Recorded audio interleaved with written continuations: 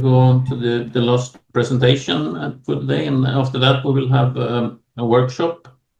So this is about high seas, rehearsing for Mars in Hawaii. It's well, one of the bigger analogs, space analogs. And Kim Binsted is the, what was it called? And I should remember things. You're head of it anyway. Chief scientist. No, you were chief scientist. Is it? You are the principal investigator for the NASA-funded High Seas Hawaii Space Exploration Analog and Simulation. There, I found it. And please tell a bit more about yourself, and in particular high seas, of course. Absolutely. So can you see my slides now? It is coming. I can see that you have started screen sharing, but I don't see the picture. Right. It just says you've started screen sharing. Double click to enter full screen mode. No, the pictures are not showing. No, but it's probably going to take a second. Really? Okay. Yeah. I think it might be going now. All right, beautiful. There we go. Okay. Let me just make sure it. Well, actually, you're not in presentation mode. There we are. Now we should be. But you're not in present. No, you're not in. Now you are. Now you are. Good. Excellent. All right. So hello, everybody. Thank you for having me. I'm sorry I haven't been able to join more of the rest of the meeting. My schedule didn't allow it. But what I'm going to do today, I assume I have about 30 minutes. Is that right? Yes, that's correct. Or slightly less, so we have some time for questions. Then again, you're the last one, so we can have some time for questions afterwards anyway. 30 minutes. Fantastic. So I'm going to talk about high seas. Most of our NASA-funded, all of our NASA-funded missions in the past have been Mars-related.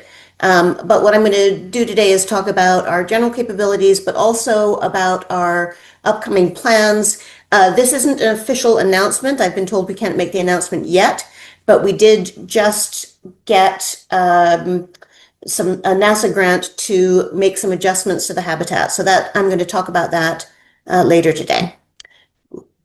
Okay, so High Seas stands for Hawaii Space Exploration Analog and Simulation. I'm going to skip over these earlier slides because you're already all familiar with this.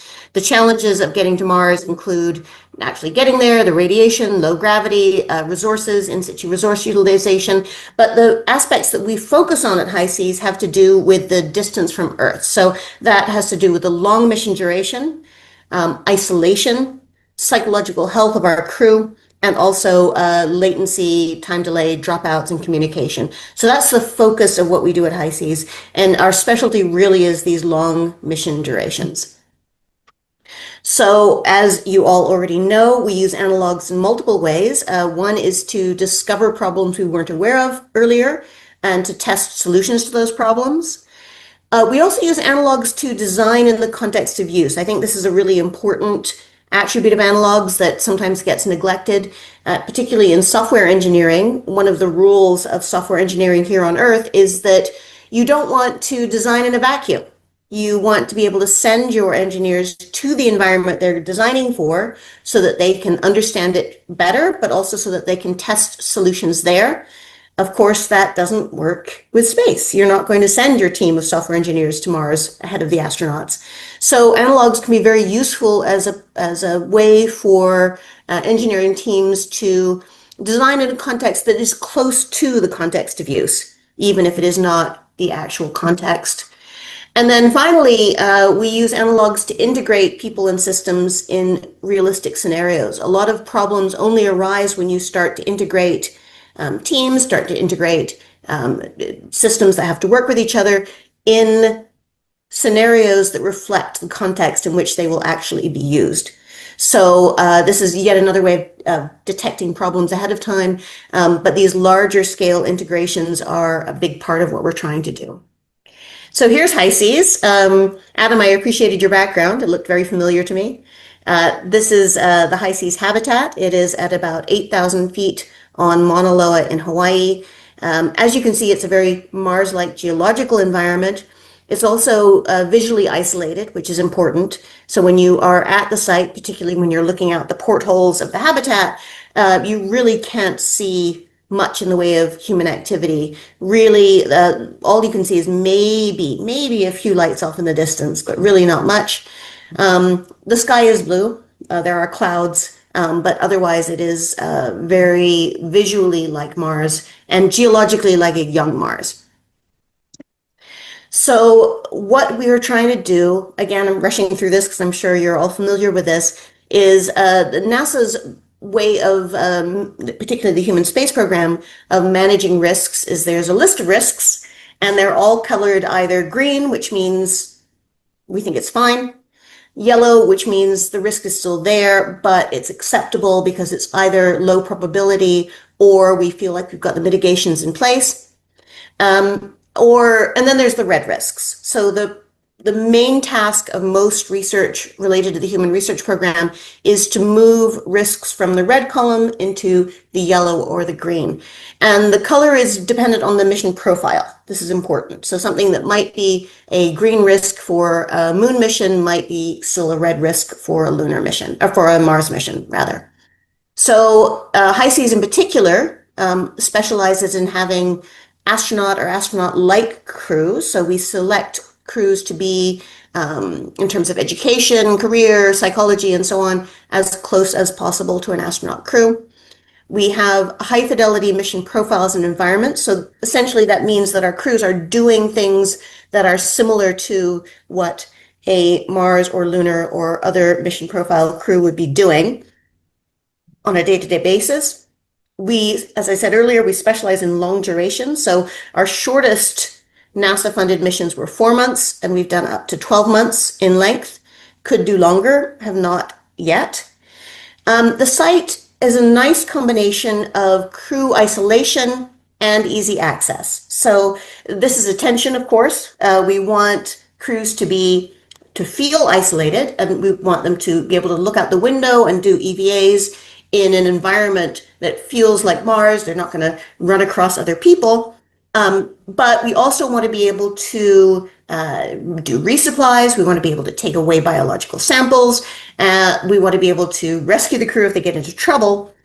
So it's a nice combination of these things. Now, you might point out that being able to rescue crew reduces the psychological perception of danger, and that's absolutely correct. And I'm sure, again, you've discussed this, but the key thing with analog research is to make sure there's a match between the research questions and the environment. So if a research question requires a high degree of actual danger, then HI-SEAS is not the place for it. But this isolation and easy access, again, suits a fairly wide range of research. And also because it's a dedicated analog, unlike, for example, Antarctic stations, we have a high degree of control over the mission parameters. So we can change whatever we need to change in order to suit the research questions. So we can change the lighting, we can change the communications latency, we can change the food, and so on. So that's, again, part of our strength.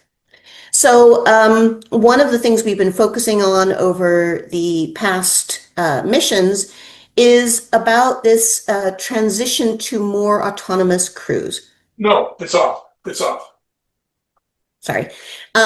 So the idea is that this high latency varies over time on a Mars mission, but say 20 minutes each way for a signal to get from Earth to Mars means that ground control can't treat the astronauts like robots, essentially. The crews are going to have necessarily a higher degree of autonomy. So the questions associated with that are, how do we allow that? How do we support that? How do we make sure that NASA can be confident that crews are not misusing this autonomy? And how can the ground systems and the Mars systems work together in the most effective way? So this is a sketch of the habitat. Obviously, it's not see-through, but you can see the rough shape. We've got a dome with a large open area. This is the multi-use area. And downstairs, that is where the crews work, they exercise, they eat, they have meetings, and so on. And then upstairs is a half floor with 6 staterooms, 6 very small bedrooms. And the downstairs is also where the laboratory space is, the shower and toilet, and then upstairs there's another toilet. And then off to the side you can see a shipping container. That's the storage slash wet lab area. So that's where any dirty engineering has to happen. And it also serves as the simulated airlock to the outside. So this is an image of the inside. You notice we have many countries represented, as well as the Mars flag. You can see off to the left, this particular crew was a big Doctor Who fan, and they made a Doctor Who TARDIS mural out of tape. That's completely made out of tape, by the way. And the around the corner, which you can't see, is where the lab and downstairs shower toilet are. Again, here's the layout. Just going to skip over this. Upstairs, we've got the 6 very small bedrooms. They're pizza pie shaped, and something that's not obvious from the image is that because of the shape of the dome, that back wall slants in. So if you're sitting on the bed in that configuration, you have to lean forward. Some crew members will shift the bed off to the side because they couldn't stand that. It was a personal choice thing. A key thing is that the doors close and they lock. We found that with all our crews, that was very important. We are working, we have a public-private partnership with the Blue Planet Foundation. I don't know if you are familiar with Hank Rogers. He's the Tetris guy, and he runs Blue Planet Foundation. So they work with us on the energy systems, on instrumentation, on many, many things. And it's been a great relationship with them. So this actually isn't the current dashboard, but it has more or less the same information. We're tracking, of course, battery use, water use, temperature, CO2 levels, and so on. We're trying to gather as much data as possible over the missions, even though that's not the focus. Part of the mission profile is doing EVAs. This is one of the other big advantages of being on Mauna Loa, is we can do EVAs in a way that, for example, Hera at NASA can't do, at JSC can't do, because they don't have the realistic exterior. So another way that the area is geologically similar to Mars, obviously the lava flows are younger, but we do have an extensive system of lava tubes. So one of the things that we ask our crew to do is to map out the lava tube systems in the area, and this is an example of a map that they've produced. So the EVAs, they can only go outside in the simulated suits. And it's not just a matter of saying, oh, I want to go outside, putting on a suit and going outside. So EVAs are reviewed by, so the way it works, we have a task that we want the crew to do, for example, mapping a particular lava tube, estimating the volume of a lava flow, things like that. So ground defines the task, we assign the task to the crew, and then in this more autonomous mode, the crew figures out how to carry out the task. So it's their job to figure out how many EVAs they'll need, where the EVAs will go, and so on and so forth.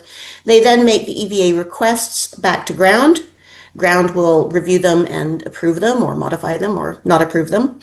The crew carries out the task, the crew submits the reports, and then based on that, the ground decides a new task. So this is the routine for the science EVAs. Technical EVAs and emergency EVAs have a different profile, but that's the basic idea. A lot of the EVAs allow lava tubes. We're interested in lava tubes for multiple reasons. One is the geology. The geology allows access to rocks relatively preserved from surface weathering, so they're geologically interesting. Also, there's a different biology in the lava tubes. So lava tubes have a more stable temperature. They have protection from radiation. The conditions can be favorable for stable water ice, even if the surface is not. So if you were to look for biology on Mars, the lava tubes would be a very good place to start. So being able to explore them is important. And then also, in terms of humanity, you might consider a lava tube, because of this, the characteristics I mentioned before, as a place for potentially sheltering your human crew. Now, would you want to build your habitat in a lava tube? There's many pros and cons, but the idea of having an emergency shelter there is an interesting one. So our crew selection strategy, this quote from Anna Karenina, all happy families alike, each unhappy family is unhappy in its own way. One thing that we've found with these crews is that when the crews are doing well, when they're high performing, when they're being resilient, they're very similar to each other. However, the flip side is that each crew has its own problems. Every crew has some form of conflict, and the sources of the conflicts have varied wildly. The downside of this, NASA, of course, would like us to be able to say, hey, look, if you avoid this one kind of crew conflict, then you will have a happy crew for the duration of the mission. But what we've found instead is that every crew has conflict, and the sources of those conflict are differ broadly. They can be anything from, yes, romantic relationships can be a problem. They can also be a positive. It can be anything from supporting different sporting teams, different leadership styles. There's a very wide sources of conflict. So instead, what we look for and what we hope to have in a crew is a crew that's resilient, a crew that can have a conflict and get past the conflict and return to a highly functioning level. When we're selecting a cruise, we try to use the NASA standards as much as possible because those are essentially what we're testing. We do need certain skill sets. We need engineers, we need medical people, we need scientists, we need leadership skills. We prefer to have a demographic balance. What I mean by that is we prefer to have mixed gender crews with a relatively wide age range. It's not required, but it's preferred. And then the other thing we try to avoid is clear potentials for rifts. So for example, if we have a crew that is made up of 3 men and 3 women, 3 civilians and 3 engineers, 3 scientists and 3, civilians and military, 3 scientists and 3 engineers, 3 Americans and 3 non-Americans, that's all well and good. But what we don't want is to have 3 female civilian scientists who are American combined with 3 male military engineers who are non-Americans. That is setting yourself up for disaster. So trying to avoid those clear rifts is one of our goals, but it's not always possible. We don't always anticipate where those rifts are going to come from. Our crew training is not very realistic. We don't have anywhere near the timeline that NASA does with their astronauts. That said, we have sent some of our crews to NALS, the National Outdoor Leadership School, which is also where NASA sends its astronaut classes. And in this case, we actually were there at the same time as an astronaut class. So this is a mix of our crew and the 2013 NASA astronaut candidate class. We do provide quite a lot of geological training since that is the bulk of what they're doing in their field work. And we do carry that out in the Volcanoes National Park in Hawaii. We've done 6 missions to date. We had 2 4-month missions, a 12-month mission. We were supposed to have 3 8-month missions. Unfortunately, the last one had to be called short due to an accident at the Habitat. So we completed 2 8-month missions as well. Then there was a gap in funding, but again, this is not an official announcement, but it looks like we have another grant going forward, which we recently won. The first mission was about food. So this was essentially an engineering trade study between comparing pre-prepared meals like they would have on the space station, where you just heat, you just add water, to something closer to cooking. The idea here is that when you're in microgravity, cooking is impractical because your ingredients float everywhere. But if you are on the surface, whether it's Lunar or Mars, there is sufficient gravity that basic cooking becomes possible. And cooking has some advantages. It's a lot easier to have bulk ingredients that retain their nutritional quality over long durations. Also, you've got the combinatorics. So if you have a pre-prepared lasagna, it's a lasagna now, it'll be a lasagna in 6 months from now. it'll never be anything but a lasagna. But if you give your crew noodles and spices and dried tomato powder and dried cheese and so on, they can combine these things in different ways to produce different results. And also, there's much less waste in bulk ingredients. So there's much less packaging. Packaging is mass is money, and that's one of the key constraints to missions. So we were doing a trade-off here. Obviously, cooking requires equipment, it requires power, it requires time. So those were the trade-offs that we were looking at. This is our first crew with 4 months worth of food. Some of it is relatively exotic. Exotic's not quite the right word, but specialized freeze-dried ingredients. Other are from Costco. So, but what our requirement was everything has to be shelf stable. Nothing is allowed to require refrigeration. So one comment here, you'll see they've got 4 bins off to the right. This crew's strategy was to take the items that were particularly precious and put them aside into month bins so that they would always know that they had more of it coming in the next month, even if they ran out in the first month. So things like Nutella went into those bins. And if you're interested, I will tell you about the Nutella incident. That will come later. So in addition to the food study, of course, if you're locking people away for 4 months, you want to get as much data out of them as possible. So we studied their food, but we also studied their exercise, we did a 3D printing study, their sleep, and we also did a robotic pets study. The logic there was, would robotic pets be socially helpful for the crew, help ease some of the stress that they experience? The short answer is that for people who grew up with pets, the robotic pets were helpful. People who did not grow up with pets hated them, is the short. We then went on to more team-related research. So this is the title of the study, but essentially what we were trying to do is be able to take the temperature of the team, take its organizational temperature, take its psychological temperature, without asking the crew. And the reason for that is that astronauts are notoriously stoic. And if you ask an astronaut how the crew is doing, what you tend to hear is positive. We're doing well, we're adapting well. Are there any signs of depression? No, there are not, and so on. So what tends to happen is if there are issues, you don't hear about them until they become quite serious. So the goal here is to have passive ways, rather than depending on self-report, passive ways of tracking crew state. And this included everything from sociometric badges to having the crew play a computer game together, and so on. So with the sociometric badges, the logic is if everyone's wearing a badge and it detects the distance between 2 crew members and the volume of their voices, if they are standing nose to nose and the volume of their voice is really high, they could be having a fight. Similarly, if 2 crew members never get near each other, then maybe they're avoiding each other. The question I'm normally asked at this point is, if you're detecting the volume of their voice, why not just record their voices? And then you will know if they're arguing and what they're arguing about.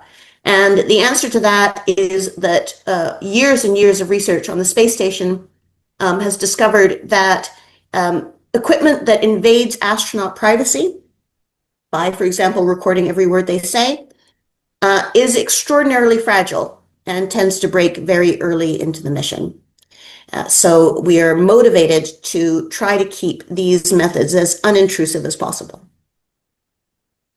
We also do what we call opportunistic research. So this is in addition to the main NASA-funded research. We host other research that requires similar conditions, and that's included any number of things. The one pictured here was looking at 3D printed medical instruments to see if they could work as well or adequately. But as I said, we do a lot of opportunistic research as well. This is an image of the 8-month crew that finished in 2015. They were the first ones to be there over the winter holidays. You can see they're celebrating Christmas here. But what we found is crews do tend to celebrate anything they can. So they celebrate birthdays, they celebrate half birthdays, they celebrate International Pizza Day. They use whatever excuse they can to celebrate the passage of time. This crew was also unusual in the way they returned to Earth. So most crews at the end of the mission, which is very unrealistic, I just go and pick them up in the van. I pick them up in a University of Hawaii van. This crew, one of the crew members happened to be friends with someone in the Golden Knights, which is the U.S. Army parachute team. So this crew came back to Earth like this. There was a Golden Knights helicopter which came to the site, loaded them up, and then dropped them onto the Kona side of the Big Island in Hawaii. We had also the 12-month crew. I am pleased to say that 6 crew members went in, and the same 6 crew members came out. I don't know if I was more worried that 5 would come out or 7, but in any case, it went well, and we got the same 6 back out again.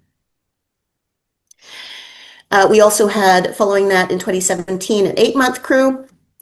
And then, as I mentioned, unfortunately, the 2018 8-month crew started, and not due to any fault on the part of the crew members. Unfortunately, there was an accident at the Habitat, which was the crew members fine, but according to our mission rules, we had to call the study to an end early.